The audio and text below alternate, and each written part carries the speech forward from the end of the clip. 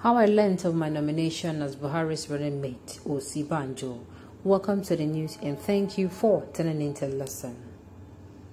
Mr. Osinbajo, Professor of Law and Senior Advocate of Nigeria, is one of over 10 people seeking to be the presidential candidate of the ruling party, All Progressive Congress APC.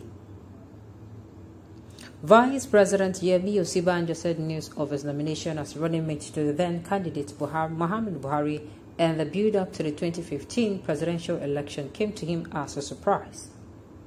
He said he was working on a case of a defection of a federal lawmaker at the Supreme Court when he learned of his nomination. Mr. Osinbajo narrated the story of his emergence on Wednesday when he hosted members of a State House press corps to break a fast iftar at his Agoda residence at the President's Villa, Abuja. I was working on the case at Piano Apartment in Abuja on December 18, 2014, when about 1 a.m. in the morning, I received a call from Rauf Aragbeshola that they were coming to Lagos to pick me. I said I was in Abuja. He said, "Good, because you have been nominated as the vice presidential candidate." And I said, "Is that how you nominate people?" Mr. Osinbajo said. The vice president added that after his case that day, he returned to his accommodation.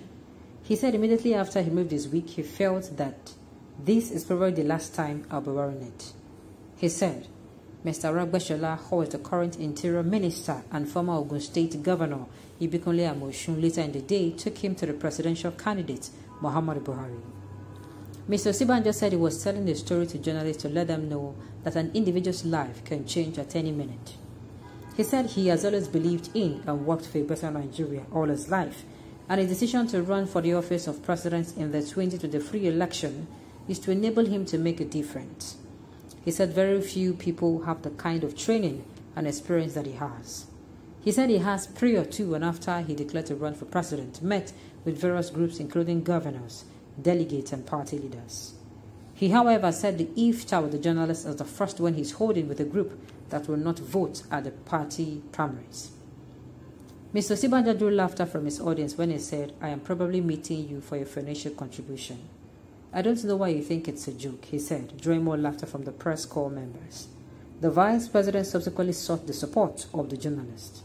Speaking earlier, the interim chairman of the State House press corps, Esmaila Chafe, said members of the corps have been reported from the presidential villa for over a decade. "We have seen president and vice president come and go, but with profound humility, we can say that you have made a difference in the way you have related with the State House press corps," Mr. Chafe said. "We can recall that not long after you assumed office, you gathered us here in this same hall for a very engaging interaction. The memory of that meeting still lingers in us, and since then, you have maintained a close relationship with the corps." Mr. Chafe said the press corps are very with the vision of the vice president, especially his supportive roles to ensure that this administration leaves a lasting legacy. "As a corps, we will continue to play our role in the most dispassionate way," he said. Osinbajo's candidacy. Mr. Osinbajo, a professor of law and senior advocate of Nigeria, is one of the over 10 people seeking to be presidential as candidate of the ruling party APC. One of his main challengers is Bola Tinubu, the former Lagos State Governor. Under his administration, Mr. Osinbajo served as Commissioner of Justice for 8 years. Okay, on this note, we have come to the end of the news, so thank you for tuning in to listen.